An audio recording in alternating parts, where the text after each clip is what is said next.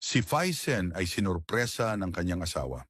Nilagyan siya ng piring at inakay ng kanyang asawa papunta sa hapagkainan. Mahal, may napakagandang sorpresa ako para sa hapunan ngayong gabi. Naupo siya. Bago pa man alisin ang piring, tumunog ang telepono. Pinangako niya kay Faisen na huwag aalisin ang piring hanggang siya'y bumalik. Nang makaalis na siya, sinamantala ni Faisen ang pagkakataon para maglabas ng hangin dahil kanina pa sumasakit ang kanyang tiyan. Hindi iyon malakas, ngunit sing amoy ng lumang itlog. Kinuha niya ang napkin mula sa kanyang kandungan at pinalipad ang hangin sa paligid niya. Nang bumalik na sa normal ang lahat, naramdaman niya ulit ang pagdating ng isa pang masamang hangin sa kanyang tiyan.